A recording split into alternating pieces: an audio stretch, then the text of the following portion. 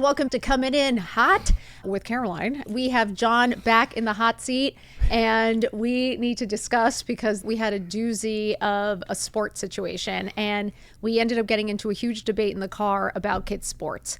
And I feel like it's something I want to open it up because it was a great discussion, and it was interesting, the two sides to it. And it might be controversial. It might not be. I don't know.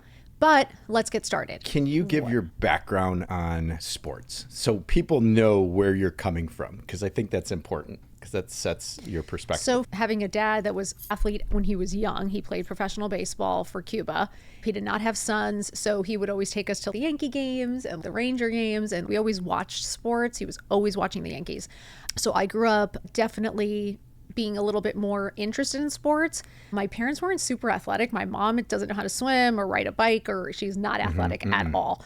And my dad, I think he was when he played baseball, but then he completely stopped. Did not work out. Once he started working, he never ever did sports or worked out again. Growing up, I did gymnastics, I did horseback riding, I did tennis, swimming, got my lifeguard thing in high school. And I was pretty athletic. I really was. I was really athletic, but I wasn't pushed in any way. And I always find that interesting. I always now say I wish my parents pushed me a little bit more, whether it was at sports. There was a few times that we had opportunities, whether to work in the entertainment business or model or whatever in the city. People approach you or whatever, whether it's a scam or not, I don't know. But my parents weren't the type to push you to do any of those things. They were not proactive. So they kind of just left it up to you or up to God. And then in high school, I played varsity softball all 4 years because my dad obviously was in baseball. It's like what we knew, what we watched. And I played that. My parents have never seen a single game. Nobody was in the stands cheering me on. I was actually pretty good, but never pushed myself. Like it was definitely, I wasn't going to be playing any kind of sports for college or professionally. So when I went to college, I did not play sports in college. Definitely worked out, always liked to be athletic. I like spinning, I like walking, hiking, running, things like that. So I've always been motivated in that way. And you're super competitive. Super competitive. You don't like to lose. No. But does anybody like to lose? No, but how you take it. We'll get to how we are on. No, but I'm saying like I don't necessarily mind losing. I think it's hard to watch somebody consistently lose. And you don't watch sports. You're not a sports person. You're not keeping track of any teams or anything. No, I don't want to sit and watch football on Sunday. I do it now more because my kids. So I'll watch some of the reality shows that are based on the sports so I understand who players are or what goes on, which has actually built a little more interest in it. Some of these reality shows on Netflix definitely has opened my interest to some of it. But I'm definitely not a diehard fan of anyone or anything. Okay. So, no. Okay. Then how did your teams do in growing up? Were they okay? Were they good? We were good. Okay. It wasn't like we lost every game and we were like losing team. I think we were competitive. We did well. I was never necessarily on a team that lost everything. And I did some of the single sports because I did tennis, I did swimming or lifeguard, things like that. That was a solo, kind of just depended on me and the effort you were willing to put in. I know for us growing up, sports were JV and varsity. That was it. And either you got on the team or you didn't. And either you sat on the bench because you didn't make an effort, or you played because you wanted it that bad and you were coming home and hitting the ball again. You were playing on the weekends. We didn't have travel teams. We did not have those extra sports teams. Everything was at school. And if you weren't part of that team, like you weren't part of it. And that was it. So there was no sugarcoating it. There was definitely no everyone gets a trophy. There was no let's make an extra team for the kids that don't play or aren't as good. It isn't like let's get a Bad News Bears team and let's have them play up just to scare them and really shock them. We didn't have any of that. All I've ever known is you either on JV varsity and then you were either good enough to go play pro because like you dedicate your life to it. Now watching the Kobe documentary, watching all these Steph Curry documentary, you're like, oh my God, the commitment and the amount of work they put in. You're kind of like, maybe my kid isn't going to play pro. Because like all these parents who think their kids are going to play pro, watch one of those documentaries and see if your kid's really making that effort. But I guess I only saw it like that with the helicopter parenting, with the everyone gets a trophy. And now there's a freshman team. Okay, so tell enough me about what you think. More okay. about me. All right, fine. Okay. I'll drink my smoothie. I grew up on ice skates in Michigan, and my dad. You laughed at my lifeguard, but I can't laugh on I did grow up on ice skates. Because you were a hockey player? Learned how to skate at 3 or wherever, yes. And so playing hockey, Mighty Mites to the lowest level, and then my dad played hockey, and so growing up in Michigan, you play hockey. And I have an identical twin, and so we both played. We weren't great. There wasn't anything specific about hockey, like my skill set that we were going to be going on. And I had no aspirations of playing in the NHL. Did everyone play? A lot of people played hockey. Like, did all the kids go out for this team? No. It's okay. you're in like junior hockey, and you could be on a home team or a travel team, and we were on the travel team. Oh, you guys had travel teams? Yeah, it's just in the area, right? Okay. And you go over and play in Trenton, the rinks. And we'd always, as young, go in and see my dad playing hockey, and my sister played hockey. Shout out to Deb. Yeah, my mom got skates and played when we had to play like the Mighty Mites, and so I'm like 5, 6. You're playing against the Wait, your mom skates? She skated. She learned how to skate. Yeah, and it was funny. Oh my God, that's so cute. My dad coached, and the thing my brother and I figured out is I didn't want to go ice time at 10 at night and get home at 11 because that's the only time you could play and then come in. And I vividly remember having to take a bath and not wanting to. And it was awful. And it's like, no, you have to take a bath. I'm like, fuck. And so that was burned in. And with my brother, we're going, we don't want to play hockey anymore. So we stopped and played every other sport that my dad didn't know how to play. Right. And so why? What was it? What did he do that turned coaching? you? And it's just, I didn't want that. He was pushing. And he played until he was 50 something. Even found a league here in California when he moved here. Adult teams. Yeah. And he's playing with younger guys. Now, I learned how to skate and knew how to skate, and I'm glad I did because it really helped. And then I did rollerblading and all that fun stuff. And I will be honest with you. Yeah. When the first time that we went to Michigan to visit, and I think we went. No, ice it was skating. a wedding. Was it the wedding? In Steve Minnesota. And Dee's wedding? Yeah, Minnesota. And literally, he got on ice, and I thought he was gonna like fall over because, of course, I was like, I'm probably gonna fall over. But all of a sudden, John takes off skating. He's going backwards. And I was like, that's sexy. Honestly, it was very cute. I was like, that was so cute. Because I was like, it is cute when someone's good at something. I mean, when you're good at it. But yeah, you're a good skater. So we played every sport that he didn't know how to play. And it's baseball, football tried one year. Didn't like that. The coaching, it wasn't for me. Soccer, baseball. And baseball I played. That was the longest sport. And then you get into high school and golf. We started playing golf, and this is where I figured out, I'm like, why did I get into certain sports? One, because my dad didn't know how to do it, and we needed something to do. And it's either we're doing something else or we're working in the yard. We're cutting down trees, we're raking, picking weeds, and doing that. And we'd go out in the boat as well. I grew up in the water. My dad got his old golf clubs. He's like, oh, let's play golf. And we're like, golf? Okay. My brother and I were practicing, and we're like, oh, we can go out to the golf course for 5 hours and not have to do yard work. And it's something my dad wanted to do. So we started practicing, and we started getting good. And we set a goal of let's make the high school golf team. And so we had a whole summer to prepare. So you did like it. So we liked it. So at first it was, I'm going to avoid yard work. Right. And so we said, let's try it. And it was because you guys aren't on your TVs. Right. You weren't like on TVs, no social, like you weren't on your phones. You know what I'm saying? You had we nothing needed something to do. And it Yeah. gave us something to do during the summer. And having a twin brother, it's like you're competitive with that. And we had played basketball and baseball, basketball in 7th and 8th grade. But with golf, it gave us something to focus on and play, and we didn't have to do yard work. So we started putting in the effort and practice. And my dad was very disciplined about, you have to know the technique, use right technique, right? And watch videos and prepare and plan and be as good as you can be. And don't just go out there and just half-ass it. Yeah. So you still got to do it right. And this is since he was learning golf as well or getting back into it, he was watching the videos. And so we all did that together. And that was really good. For the other sports, the team sports, baseball, he tried to coach in baseball, but he wasn't the head coach, which was good. He was around, but he didn't know everything because he didn't play, right? And basketball wasn't great. Never had aspirations because I was athletic, but not a superstar. Never had that because if you wanted to, you were doing travel teams, you were doing those things like basketball, AAU. I just wanted to play. It was fun. And I always saw it as each game is a competition, and we made the teams, played 7th and 8th grade basketball, never won a game. So understanding losing, but you still go out there and you still practice and you still play your hardest. And then we But get into high isn't school. defeating?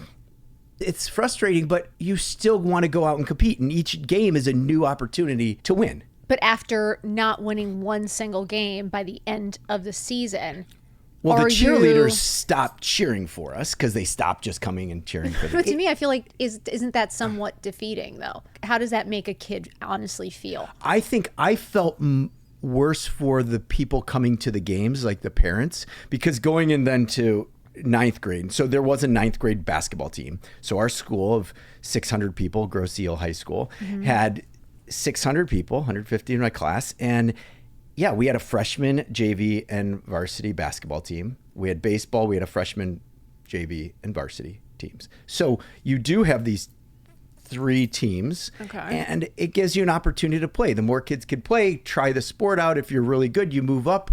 If you're not so good, you get something to do instead of out doing other things like smoking pot and under the bleachers, right? This is what I just find interesting. Number one, okay, you did not have, you're saying you didn't have those aspirations to play for college or professionally. If you have a kid like Sawyer, and I know right now, absolutely does not make the effort to play professional at this point. But for a while, he did say he wanted to play. It is something he said he wanted to go to college for. It is an illusion he had. It is something he would talk about. It wasn't like, I just want to play for fun. All he talked about was Michigan. All he talked about was playing football for Michigan without even knowing, without even trying.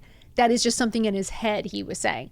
He finally tries out for the freshman team and they all make it, right? There's no cut. Football, right? No cuts. I think it was very defeating, and maybe it's like he didn't realize how hard it was. He didn't realize the effort it took. He didn't like sitting on the bench. He didn't like that he'd go to practice and like not get time, and the fact that he was never in there and getting a taste of the action has made him not want to play next year. And I'm like, okay, so what does that do for kids? So that was a freshman team. That is, everyone gets to play, but they don't, because they don't, right? He sat on the bench the entire season, except for...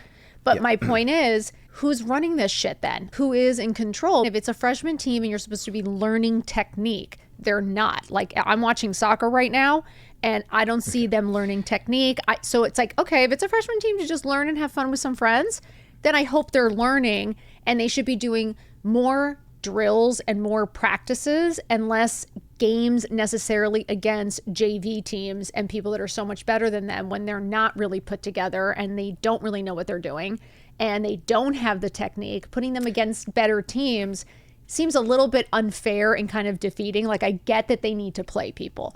I get that they're like setting shit up for them just to do, but then they should be all freshman team. Like, then everyone should have a freshman team that's just learning. Because if it's kids that's never played before and you're playing with a sophomore who's on a JV team who used to play, and I know playing up is good. I know playing harder is good. You learn better lessons. You try harder. You play harder. But I think eventually, I mean, all the parents were annoyed at this last game. I mean, John was not. John is like, I have zero expectations. Okay. In today's day and age in California, at least where we are, if you play school sports and you only play school sports, you are not going to be professional, right?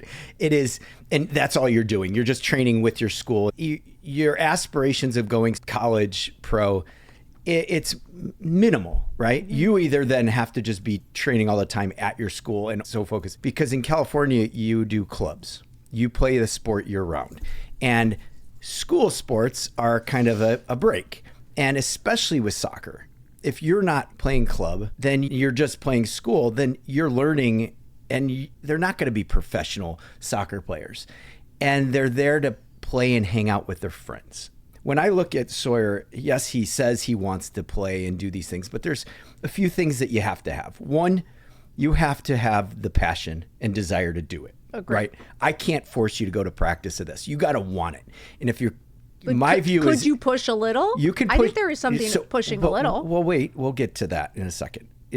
They have to want it, though. They got to want to go and do this. The second thing is they have to have an ability that is above average. And I saw that in Sawyer with his shooting ability. He could make shots. Mm-hmm. He had something that was above the average person. So he doesn't have to work harder to get up to average and then work extra hard to get even above. He was already there. So that's the other thing. So you have to have some sort of an innate ability that's going to give you that competitive advantage. So you got to then want to work at it and have an innate ability. And then you have to have the physique that's going to Wait, did put you Steph in a Curry position. have an innate ability? Because I feel like that documentary kind of showed that everyone kept saying he wasn't good at anything, and then he just kept working at it. He had the discipline and a dad who was professional, and he pushed him. He said his dad was like adamant. Again, but he also wanted it. So yes. He wanted it hard. And even like Kobe Bryant wanted it in that, where he had the counselor who said, go, you're not going to play professional basketball, right? You're going to, but he wanted it. And he also had the height. He had then the ability, right? So you take two of those three things, but that innate ability gives you that leg physical, up, right? Yeah. And if you don't want it, why am I going to push you if you don't have an innate ability? And the worst thing is you put a kid in this sports and you push them and push them and push them. And what I did is, when my dad was pushing us, I said, fuck this, I'm out of it. And that's the worst thing. You have these kids, you spend all the time doing club and this, and then the kids don't want to do it anymore. And if it's just the parents, right, they burn out. And if the parents are just pushing them all the time, as opposed to them wanting to do it. And it's got to be it's a fine balance. And yes, when you see all the professional athletes and the Olympians whose moms and dads sacrificed everything and they pushed them, like whether the parents want to live through their kids or the parents see something in their kids, and it's usually a parent who's been an athlete or professional something. I mean, you look at the Williams sisters, obsessed with the team. Remember, because David Beckham, the dad, was obsessed with that team. Oh, you're right. It was like, you have to play for it. Yes. Remember, it was like an obsession. But the Williams sisters, the dad was pushing them. So you have to have that. That's a little bit of a craziness to push the kids and to do whatever for them and sacrifice. And for us, we didn't see the passion that was worth sacrificing every weekend to be on a travel team, right, or pushing that extra limit that me and John was like, yeah, if you're not asking us and you're not pushing us, no, we're not going to give up the whole weekend to sit watching sports where if you're not making an effort. Like we had Sawyer with an NBA coach. He was found at the park. Yep. He's 6'9". Samaki Walker was coaching him on the weekends and training him. And it was a lot of the mental game and really helping him understand the mental aspect of things. But the physical aspect is like, yeah, you got to want it. And so he had one of the best coaches that you could have to train him for basketball. And he's like, No, and then he tried out for basketball. He's like, I think I could have made it, but I don't want to commit to it. Right. He's like, you have to train all through the holidays and like you can't go on vacation. I was like, okay, well then we're not going to be on the Lakers. But he then played soccer because he was with his friends.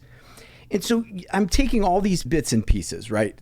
Sawyer's not going to be a professional athlete. He doesn't have the discipline, doesn't really want it. His physicality, he's okay, but he doesn't want to put the effort in, doesn't want to watch videos on YouTube to get better, because you can. We didn't have that. Yeah. And he could go out and know how to do things. And yes, is he a good athlete? Yes. Is he better than all these kids? And this is when you see the kids when you play up. When there's other kids who are so good, you're like, oh, fuck, there's no way in hell he's going to play it in the next level. I'm just hoping he has something to do.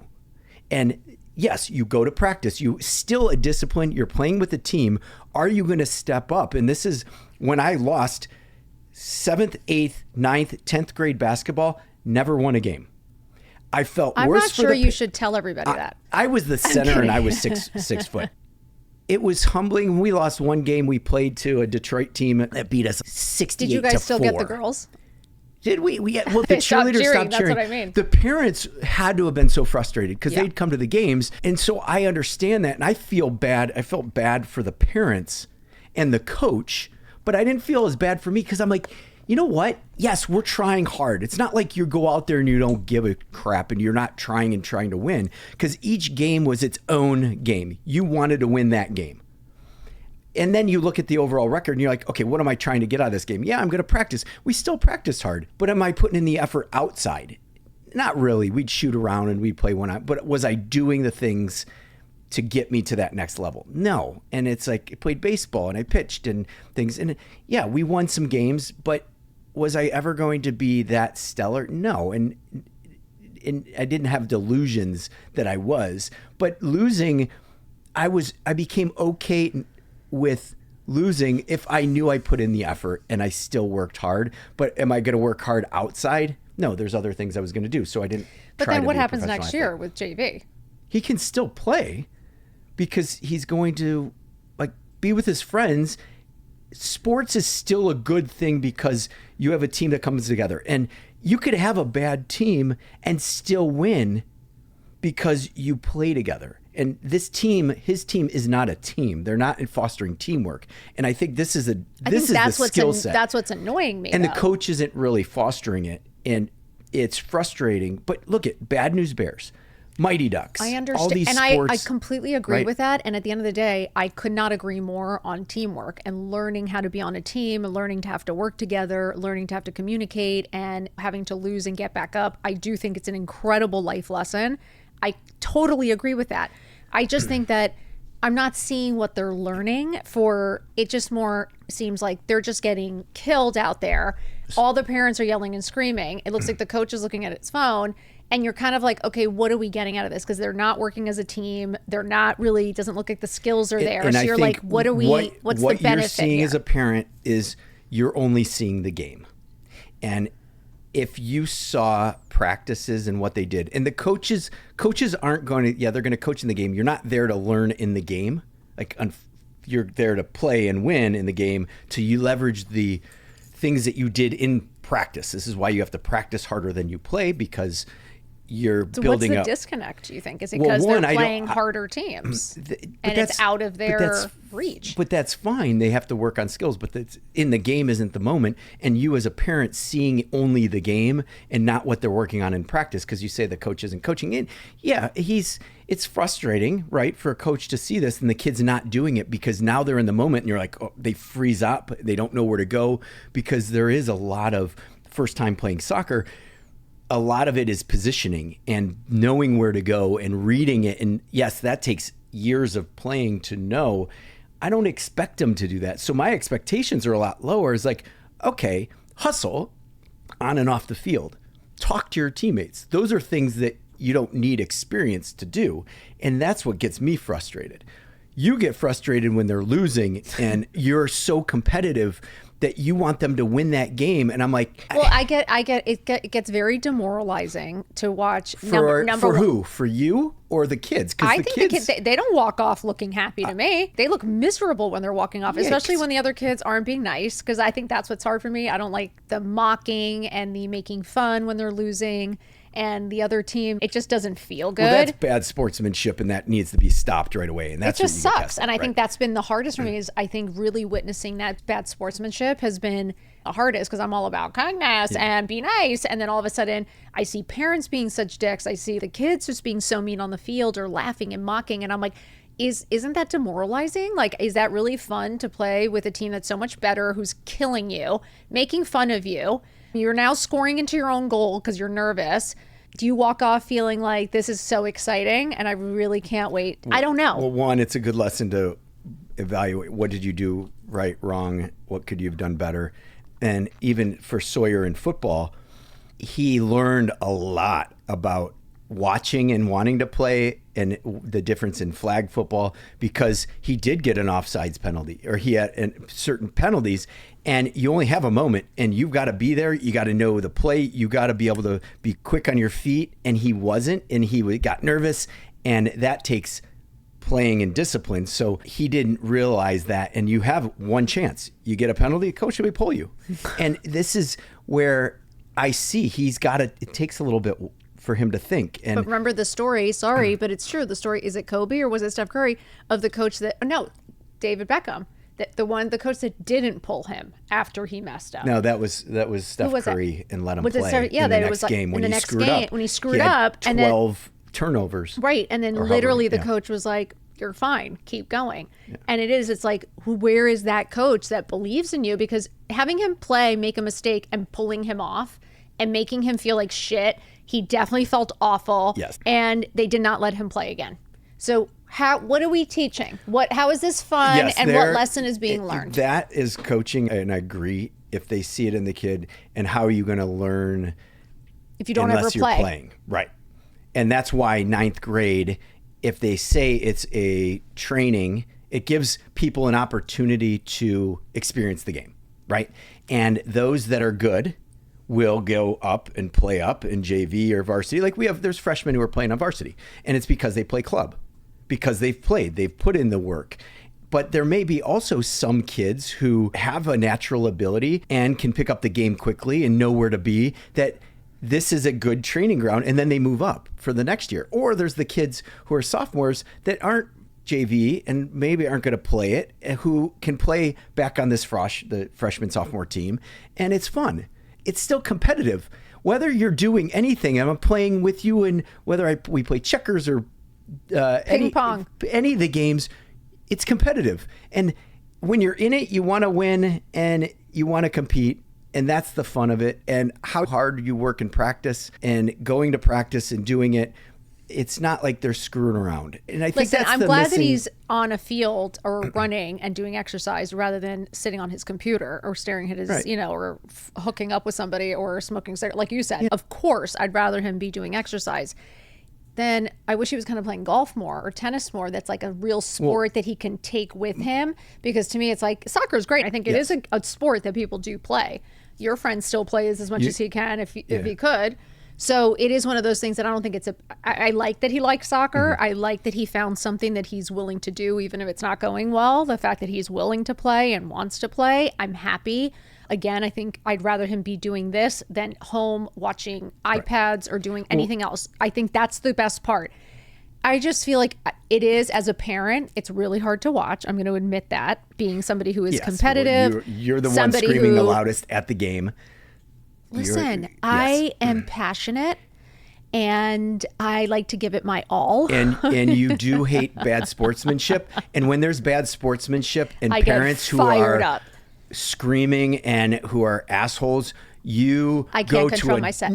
Different level. It is holy shit. I don't know this person, and I move away. I give a warning though. I give a warning. There was a mom and her daughter that were standing right in front of us in very close proximity. I need to justify this. And they were yelling at our boys because they were sitting in front of our team. And she was blocking my view, yelling at our boys and making fun. And I was like, is that right? So I told the moms right around me, I go, ladies, block your ears. And they looked at me and they're like, oh no. And I was like, yep, let's go.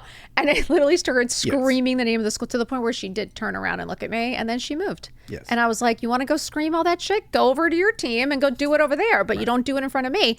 And I was like, why are you trying to demoralize our kids? Like, it was one of those that I was like, have good sportsmanship. You don't need to stand here in front of us. We're the parents.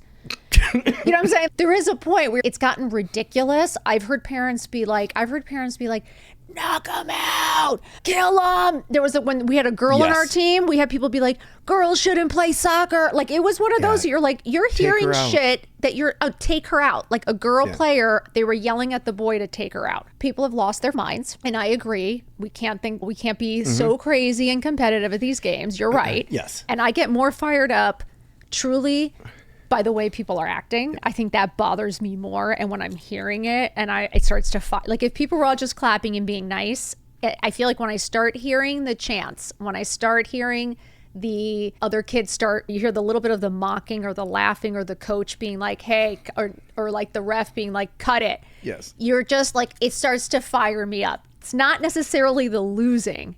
It's the bad sportsmanship. It's the bad sportsmanship. I don't like how they treat each other. It just makes me angry. I get fired up and then I'm just pissed. Mm-hmm.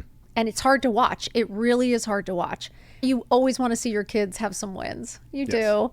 Well, we experienced wins with Sawyer where they won the championship for the school in 8th grade.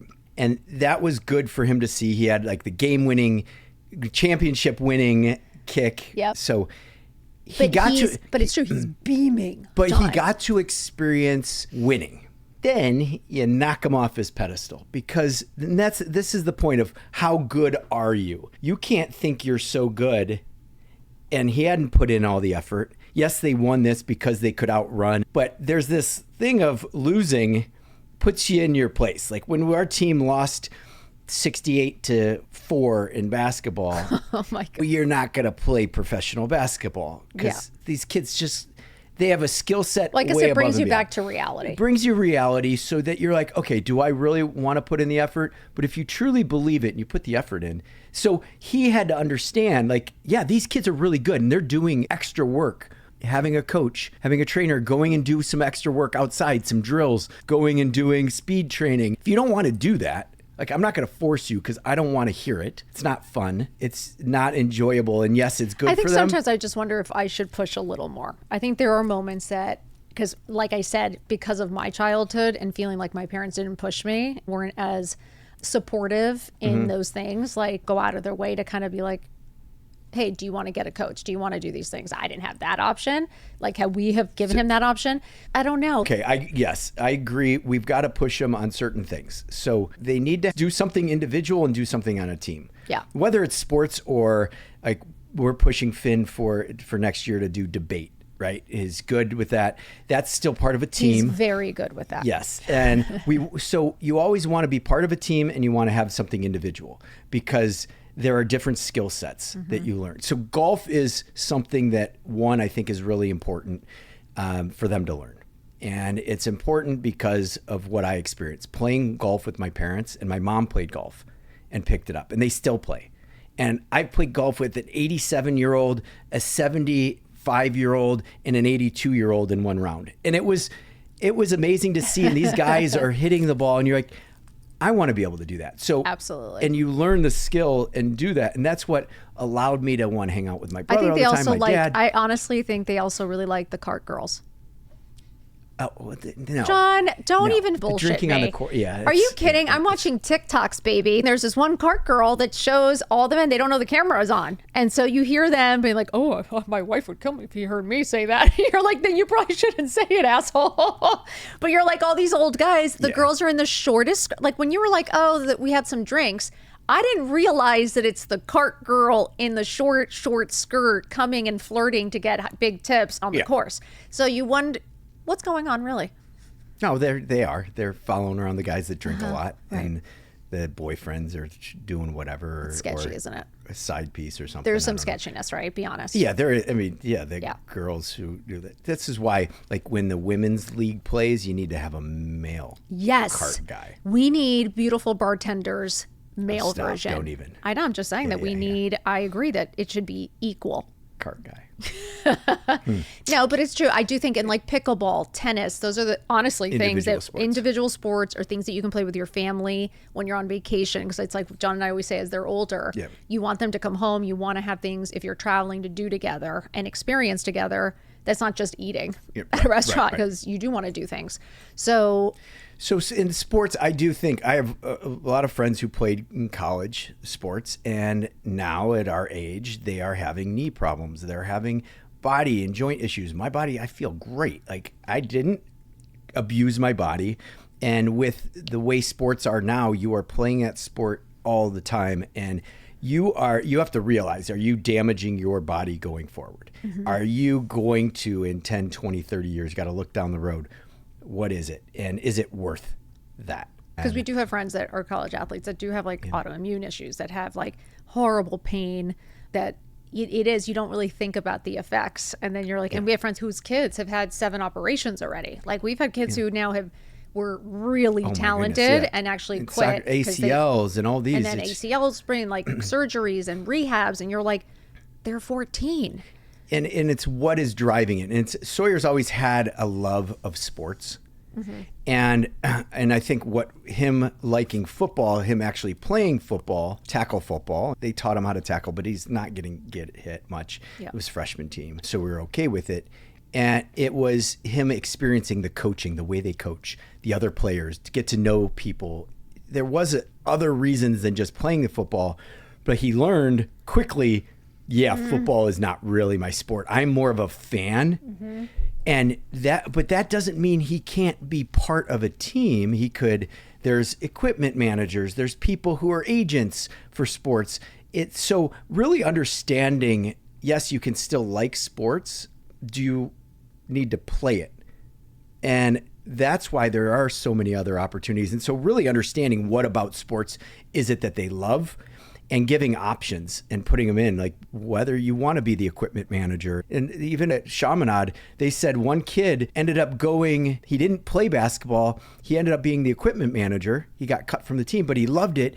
And he loved when the team won because he still felt he was part of it and helping them. But he got a scholarship to like San Diego where he went and was like helping manage the team. So you can become a coach. So you get to see this environment and how people work and play all together. So for kids sports, it's understanding what do they really want out of it and what are they really trying to do and how is it helping them build as a person versus just them going and doing all the sports on the weekends and draining the parents, because it is a fucking commitment. Shit show. And for us, it wasn't, we're not going to sacrifice for that. For unless the kids, it was because they didn't really want it. It didn't meet the criteria. Unless we can do something together, like the golf, the tennis, the pickleball, where we can go as a family and play and all be together, that's more important for us.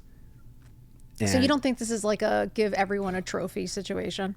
No, they don't. And yeah, giving everyone a trophy is no, that should never happen. Defeats the purpose of working hard. Right. You still should have championships in your league. Like they don't have big schools playing small schools. There are divisions in high schools. There's divisions for a reason. There's D1 football in college and sports because you're not going to put really good players against the crappy players. It's just not fair, but there's still competition and it's still something people can get around, like the school. Like I went to Michigan where you go to all the events and we still during football season are always going back and talking about it and watching basketball. So there is camaraderie there and that doesn't go away if you lose. Now, when the teams lose, yes. Well, Sawyer's screaming. But he's like, he betrays every team he loves. Well, that's when it gets to that professional level, your expectations are a lot different.